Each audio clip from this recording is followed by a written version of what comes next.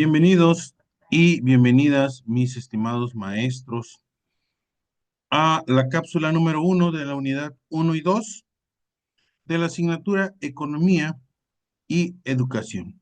En esta ocasión abordaremos temas relacionados con la unidad 1, en el cual trata introducción a la economía, y la unidad 2, que nos habla de la micro y macro desde los sistemas económicos.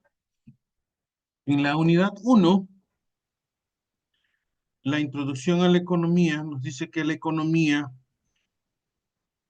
es una disciplina fundamentalmente para entender las dinámicas sociales relacionadas con la producción, distribución y consumo de bienes y servicios. En el contexto educativo, su comprensión permite analizar cómo los recursos son gestionados para maximizar los beneficios en la formación del individuo y comunidades. Ahora bien, la economía se centra en la gestión eficiente de los recursos escasos para satisfacer necesidades humanas ilimitadas. Algunos conceptos claves hablamos de la escasez, que prácticamente es la base de la economía. Radica en que los recursos, ya sean naturales, humanos y financieros, son limitados, ¿no? Lo que obliga a priorizar su uso. Por otra parte, las necesidades. Eh, otro aspecto importante dentro de ellos son los requerimientos humanos que impulsan la actividad económica, en la cual se clasifican en básicas. Dentro de las necesidades tenemos necesidad de alimento, de vivienda, y dentro de las básicas. Y dentro de las secundarias está la educación y, por qué no decirlo así, ¿no? También el ocio. Como tercer punto clave, dentro de lo que es el concepto como tal de economía enfocado a la educación, la producción de bienes y servicios, dentro de lo que tiene que los bienes son objetos físicos que satisfacen la necesidad o una necesidad, como son alimentos, ropas, libros, etcétera, ¿no? Y servicios, pues son actividades intangibles, como la educación, como el transporte o la salud. El, el cuarto punto, como aspecto que influye dentro de la economía, pues es prácticamente la oferta y la demanda, ¿no? La oferta representa la cantidad de bienes o servicios que los productores están dispuestos a vender, mientras que la demanda, muy es sabida, cuanto más disponibles estén los productos a comprar por los consumidores. Es la demanda que tiene un determinado producto. Ahora bien, el origen del fenómeno económico tiene sus raíces en la evolución de la sociedad humana, desde las comunidades primitivas hasta prácticamente los sistemas modernos de hoy en día. Si hablábamos de las comunidades primitivas, eh, pues los primeros humanos dependían prácticamente para obtener una economía, dependían de la caza, de la pesca, de la recolección para poder subsistir. Y obviamente el famoso trueque, que era muy importante, que era el intercambio, ¿no? Directo a la falta del dinero, o el papel moneda, como también se le conoce, ¿no? Eh, la aparición de la agricultura fue también un factor bastante determinante y a la vez muy importante dentro de la economía porque permitió que las comunidades se pudieran asentar y generar excedentes, o sea, me refiero a generar utilidades, a empezar a generar para su propio consumo, obviamente dando lugar a la especialización del trabajo, ¿no? Y a la necesidad de un sistema económico más complejo. ¿Por qué? Porque ya había quienes se dedicaban a la agricultura, a la ganadería, etc., etc., ¿no? Esto trajo también un cúmulo o un acumulado de riqueza y obviamente vino consigo pues una desigualdad social, ¿no? ¿Por qué? Porque pues no todos tenían esa oportunidad. Los primeros sistemas monetarios con el pasar del tiempo, el dinero constituyó al trueque como un medio de intercambio, ¿no? Facilitando el comercio a gran escala. Y ya no era aquel trueque que se hacía, tú me das algo de un cálculo más o menos de igual valor, hoy no, hoy se paga con dinero o en el caso de que se compres y en el caso de que se venda, pues se recibe o se cobra con efectivo o dinero. Hoy en día hasta con transferencias, ¿verdad? Pero bueno, si bien es cierto, dentro de este origen o fenómeno económico o pasaje económico, también tenemos una parte muy importante dentro de la unidad uno, que es la revolución industrial, ¿no?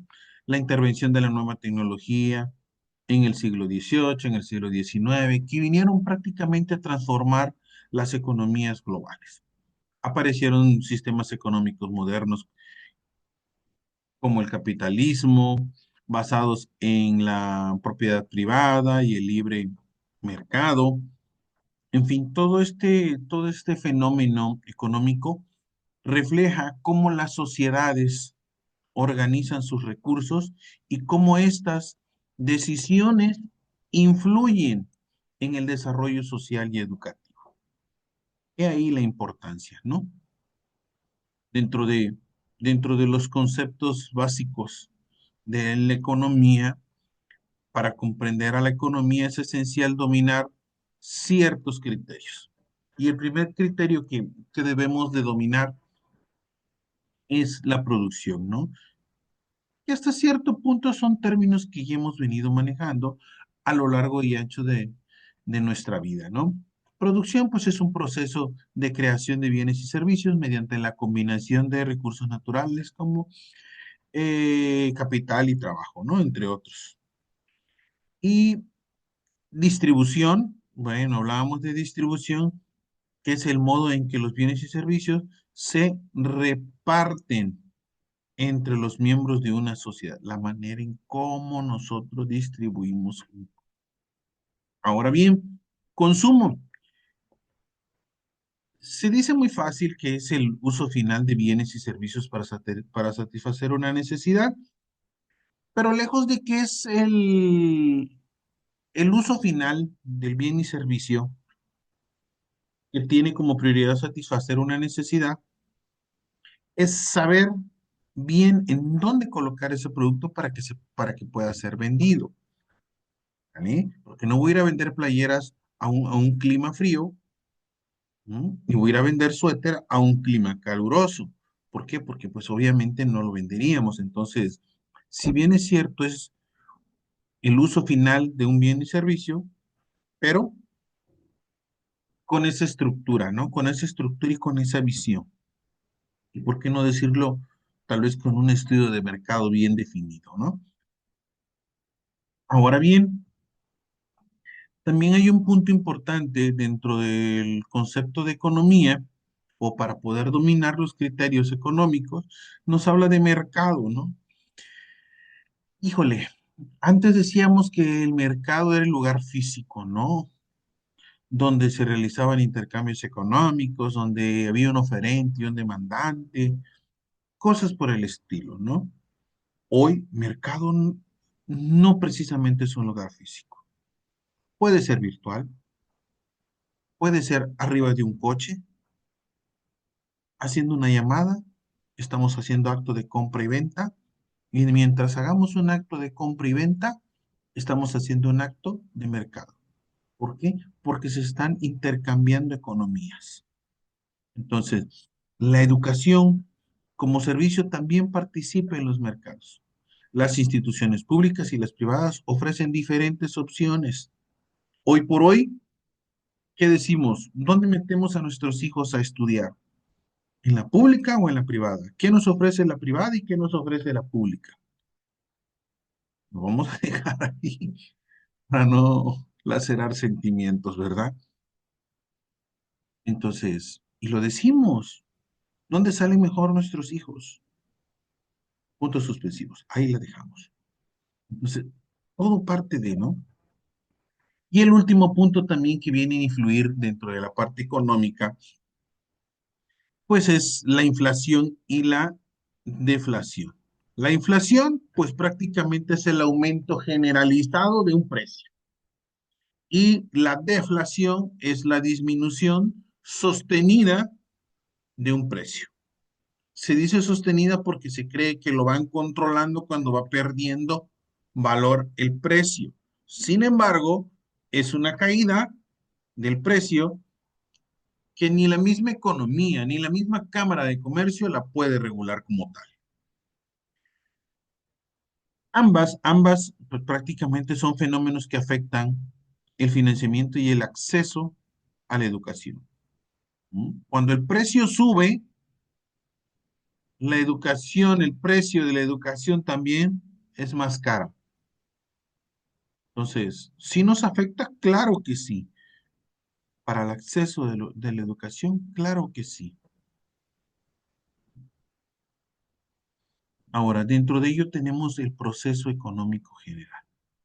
Dentro del proceso económico general, pues es describir prácticamente las etapas mediante las cuales la sociedad produce, distribuye y consume bienes y servicios. Y parte de ello, ya lo hablábamos, ¿no? La producción, la distribución, el intercambio, el consumo, ¿por qué no decir el ahorro e inversión? Si bien es cierto, producimos, si bien es cierto, distribuimos, y dentro de lo que distribuimos, podemos tener otros aspectos más importantes dentro de la etapa de un ciclo que es esencial para la gestión de los recursos de la educación. Y por decir un ejemplo, ¿no? Producción. La educación implica la generación de conocimientos y habilidades a través de un proceso de enseñanza-aprendizaje. Desde el punto de vista económico, ¿qué estamos produciendo? Estamos generando conocimiento, estamos generando habilidades en nuestros alumnos y a eso nosotros le llamamos proceso de enseñanza-aprendizaje. ¿Mm? Obviamente que los maestros no lo visualizamos como con el término de producción como tal. Sin embargo, estamos inmersos dentro de ello, dentro del punto de vista económico. Ahora, la distribución se refiere a cómo se asignan los recursos educativos, incluyendo infraestructura, materiales, al personal. Y de repente nos dicen, es que viene un incremento del 7%. Y nosotros decimos, no, pues wow, ¿no? 7% es bastante significativo, aunque pareciera que fuera poco. Pero cuando venimos a ver que ese 7% está integrado por 2% de esto, 3% de esto, y al final lo que nos viene a tocar a nosotros es el 1%, entonces ya no lo vemos tan significativo. Bueno, es parte de... El intercambio, dentro de los intercambios o dentro del punto de los intercambios, tenemos los recursos educativos como matrículas o becas. Forman parte del intercambio del mercado educativo, ¿no? La Secretaría de Educación autoriza que se le genere, que exista una primaria, por ejemplo, en X comunidad, pero a cambio, ¿qué le pide la Secretaría? Que en esa comunidad existan mínimo unos 3, 4 alumnos becados.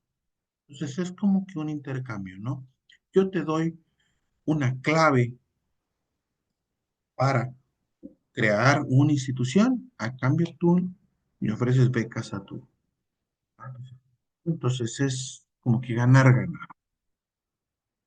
Y de consumo, pues bueno, los estudiantes y sus familiares son los principales consumidores, ¿no? Del sistema educativo, ya que pues en ellos incluye todo.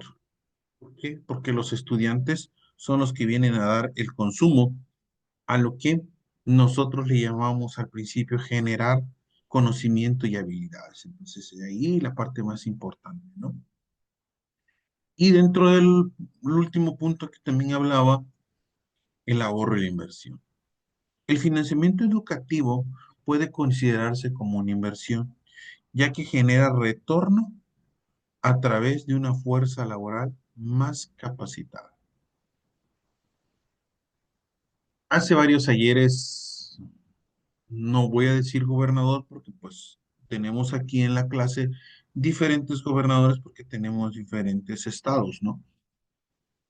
Sin embargo, en algún momento lo decía un gobernador que un pueblo educado,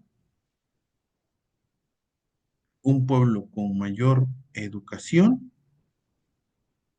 con mayor estudio, es un mejor pueblo. Mm, claro que sí. Y lo vemos en nuestras instituciones educativas, ¿no? Ustedes mismos están pasando por ese proceso. Hoy por hoy van a alcanzar, primero Dios, tener una maestría y entonces se van a situar en otro nivel académico. Se están convirtiendo en más competitivos, se están capacitando, se están preparando, se están volviendo más competentes. Entonces, eso sí es importante. Vamos a analizar en la unidad 2, donde hablábamos de micro y macro, obviamente desde los sistemas económicos que veníamos hablando, ¿no? La economía se divide, ahora sí, en macroeconomía y microeconomía, que permite analizar fenómenos económicos a nivel individual y global. Individual, micro y global, macro, por citar un ejemplo, ¿no? Dentro de ellos. Los sistemas económicos son las estructuras mediante las cuales la sociedad organizan sus actividades económicas o se han organizado sus actividades económicas a lo largo de toda su historia. La microeconomía analiza el comportamiento de los agentes de manera individual. Los consumidores, las empresas, los mercados. Vaya, nuestro sector como tal. ¿Mm? Examina la interacción para determinar precios y asignar recursos. Y ahí, cuando de repente nosotros decimos, ¿por qué a mi escuela o a mi comunidad o a mi sector de trabajo el recurso que le llega es bien poquito? No tenemos ni para construir un aula. ¿Por qué?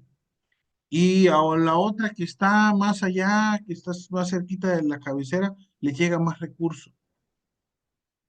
Por eso, porque la microeconomía analiza el comportamiento de los individuos, pero en su contexto social. Entonces, y de ahí la derrama económica. Dentro de la microeconomía hablábamos del precio. El precio juega un papel muy importante dentro de la microeconomía porque prácticamente es el valor monetario asignado a un bien o un servicio, ¿no? Pues prácticamente es el resultado de la interacción entre la oferta y la demanda de un precio competitivo. La determinación del precio como tal es vital. La importancia del precio en educación, újale, más. ¿Por qué? El precio puede referir a las matrículas escolares, los costos de los libros y los recursos educativos. Obviamente todo en el ámbito educativo. ¿Mm? Y lo vemos. De repente vemos un colegio que es muy caro. ¿Y por qué? Ah, porque manejan diferentes programas, diferentes equipos de cómputo, métodos para enseñar, libros muy específicos, relativamente caros. Entonces, de ahí que puede encarecerse. Por eso es que depende mucho y la importancia que tiene el precio en la educación. Si bien es cierto, también dentro del precio tenemos la demanda, ¿no? La demanda dentro de la microeconomía, que es la cantidad de bien y servicio que los consumidores están dispuestos a adquirir a diferentes precios en un periodo determinado. Aquí, la demanda en la educación, pues es un factor o son factores como el ingreso familiar, la cantidad de educación y la accesibilidad geográfica afectada, ¿m? O que afectan la demanda de la educación. Prácticamente el aumento en los beneficios percibidos de la educación como empleabilidad, pues vaya, incrementa la demanda, ¿no? Como tal. Si bien es cierto, también está la oferta. Dentro de la oferta hablábamos que es la cantidad de bienes y servicios que los productores están dispuestos a vender a diferentes precios de un periodo determinado. Es a vender. Entonces, si hablamos de la oferta en la educación, las instituciones educativas ofrecen servicios basados en los recursos como infraestructura y el personal docente. ¿Qué tan capacitados tiene el personal docente? Es lo que yo voy a vender. Es lo que yo voy a ofrecer, ¿no? Entonces, la intervención estatal, como la creación de nuevas aulas. Vaya, también vendemos imagen, ¿por qué no decirlo, no?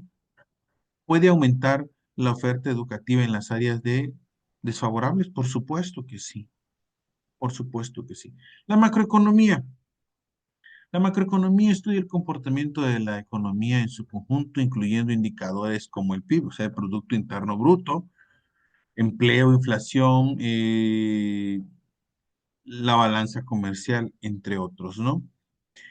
Pero bueno, cuando hablamos de la renta nacional, el aumento en la renta nacional puede reflejar mayor capacidad para invertir en la educación.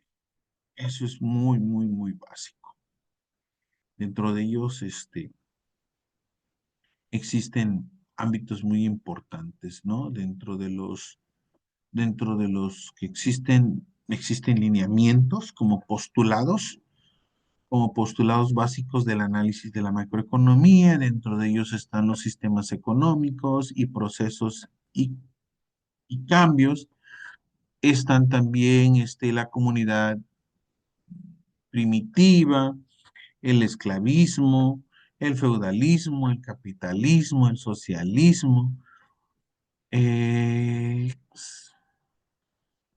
comunismo.